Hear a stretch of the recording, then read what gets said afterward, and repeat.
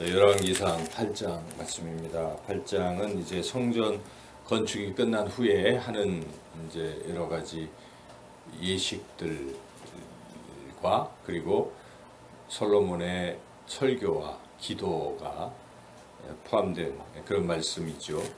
이제 솔로몬은 성전이 건축되자마자 제일 먼저 한 일은 하나님을 의미하는 하나님의 임재를 의미하는 언약궤, 이 언약궤를 옮겼습니다. 다윗성에서 성전으로 이제 옮겼죠. 이제 그 옮기는 과정이 1절에서 11절까지 이렇게 쭉 나오고 있습니다.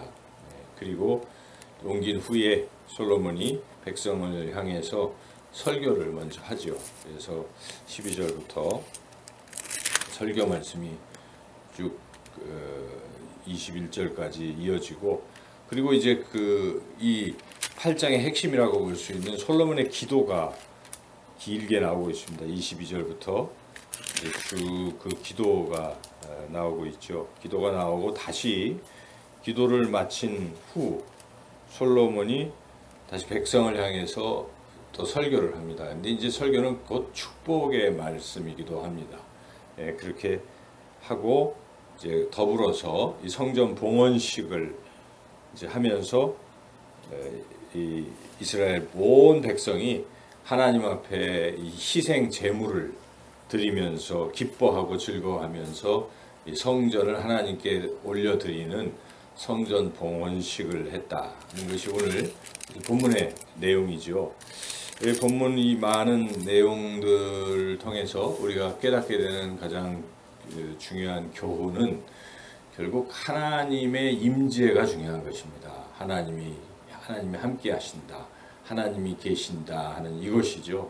그래서 이 성전 건축을 해놓고 거기다가 하나님의 임재를 상징하는 언약궤를 옮겨놓는 것입니다. 그래서 그곳에 언약궤 안에는 두 돌판이 있고 그 위 언약궤 윗면이 속죄소고 하나님이 은혜 베푸시는 자리, 시은 좌요 하나님이 임재하는 곳. 그래서 그룹이 두 날개로 이렇게 거기를 지키고 있는, 그래서 그 하나님의 임재를 사모하며 이렇게 솔로몬이 언약궤를 옮겼다 하는 것을 1절에서 11절까지 기록하고 있죠. 그리고 이제 계속 기도하는 내용도 결국 하나님을 향한 그러한 마음이 중요한 것이죠. 하나님의 임재, 하나님의 함께 하시는 것에 대한 생각을 가지고 기도하는 게 중요하다는 것입니다. 그래서 기도할 때 성전에서 기도하면 물론 좋죠.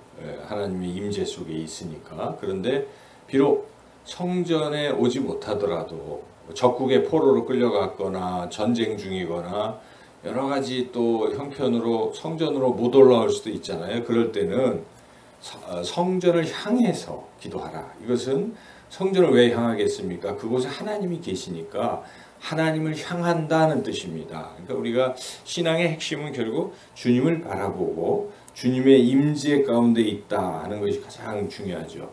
그러한 마음을 가지고 기도하라. 그러면 응답이 된다 하는 것이 그런 말씀이죠.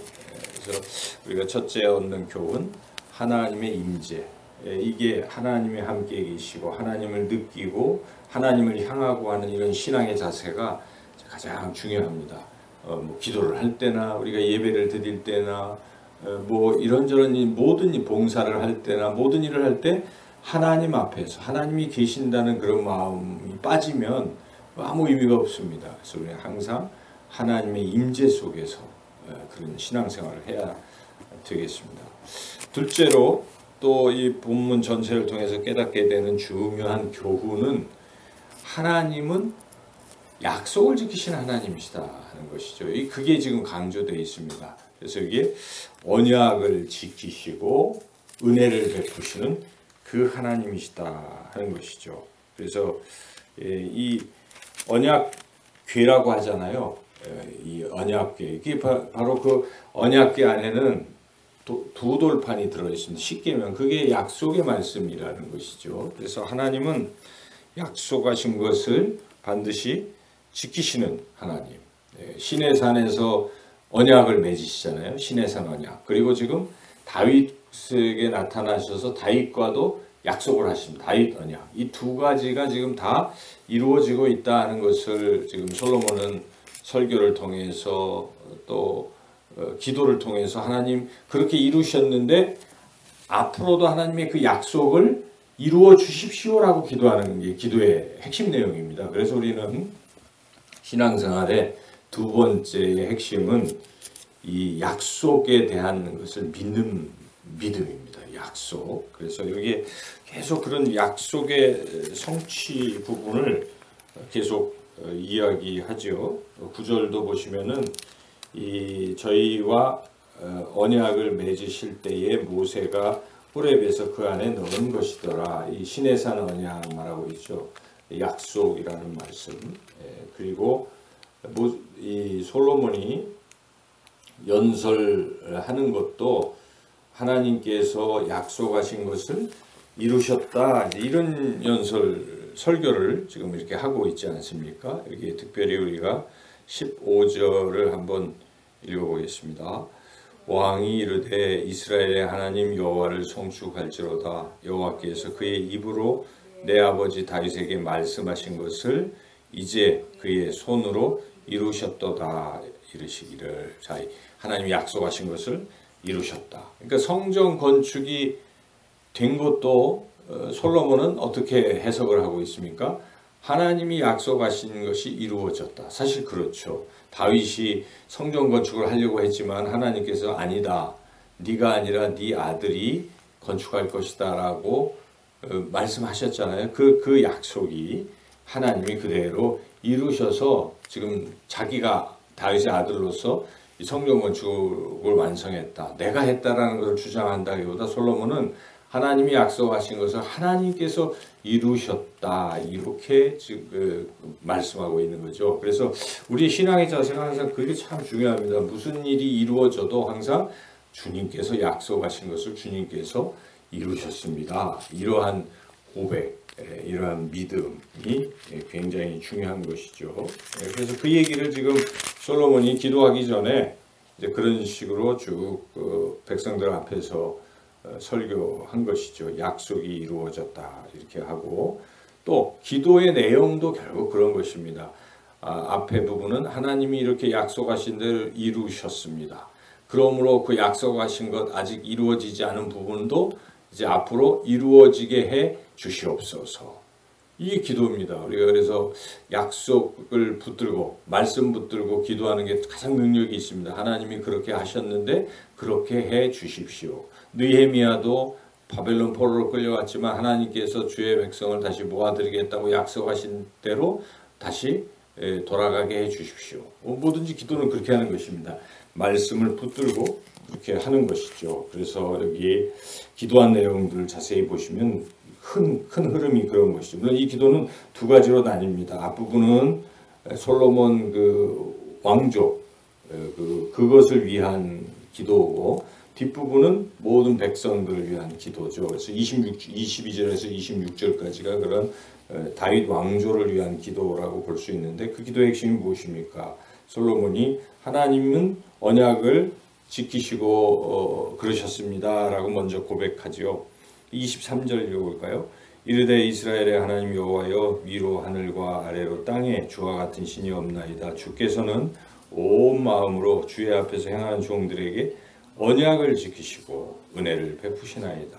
언약을 지키시고 은혜를 베푸시나이다. 하나님은 약속을 지키시는 하나님이십니다. 이렇게 하나님을 찬양하면서 과연 그대로 하나님이 약속을 지키셨습니다. 24절이 그 내용 아닙니까? 읽어보겠습니다.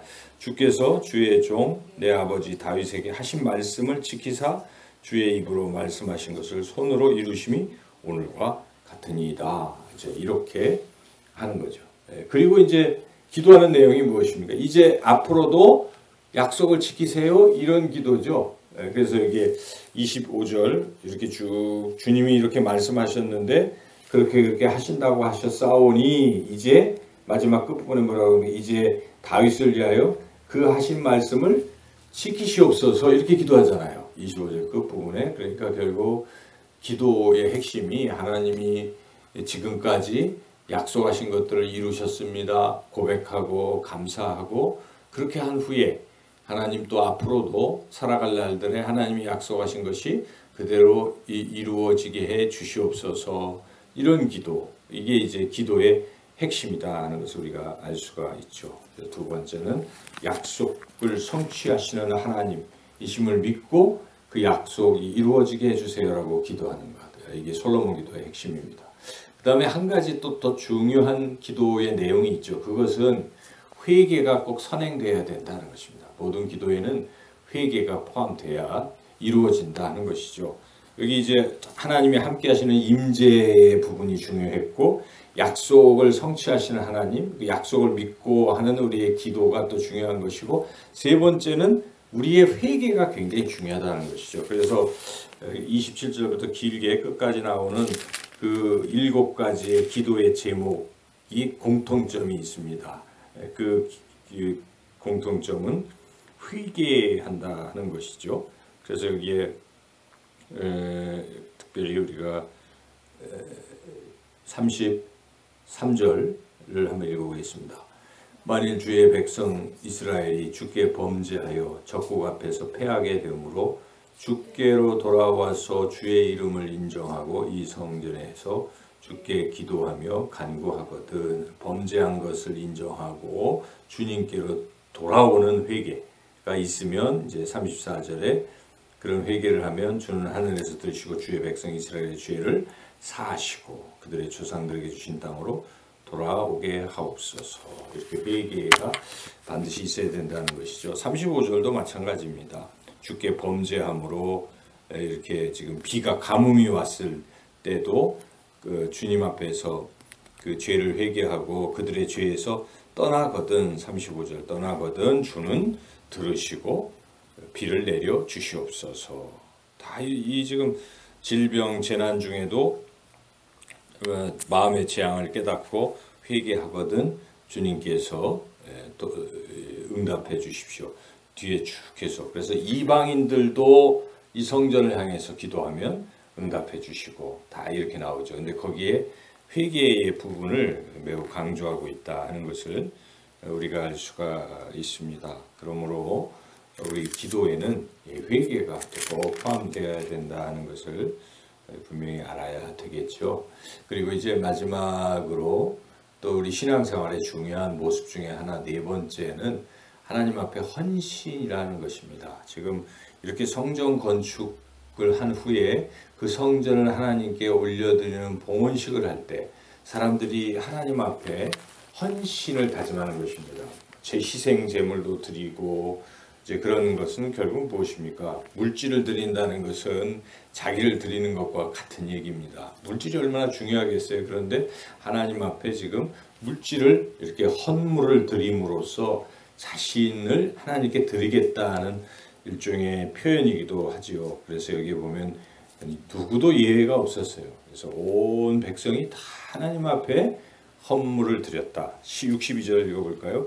이에 왕과 및 왕과 함께한 이스라엘이 다 여호와 앞에 희생 제물을 드리니라. 이렇게 해서 뭐 12만 마리, 2만 2천 마리 많은 것들을 하나님께 다 드려서 그거 받을 수가 없을 정도로 너무 많아가지고 64절에 보니까 다 용납할 수 없습니다. 정도로 이스라엘의 온 백성이 하나님 앞에 희생 제물을 드리며 이렇게 헌신을 다짐하고 하나님은 그러한 이스라엘 백성들에게 큰 기쁨과 은혜를 부어주셨다. 마지막으로 보니까 그의 백성 이스라엘에게 베푸신 모든 은혜로 말미암아 기뻐하며 마음에 즐거워하였더라. 이렇게 성전 봉헌식 이야기가 오늘 8장 말씀입니다. 이 말씀을 통해서 우리가 많은 교훈들을 얻습니다. 가장 중요한 것은 이 성전도 결국 하나님이 계시게 하기 위해서 사실 성전을 지은 거 아니겠어요? 그래서 모든 것의 초점은 하나님입니다. 그래서 하나님의 임재가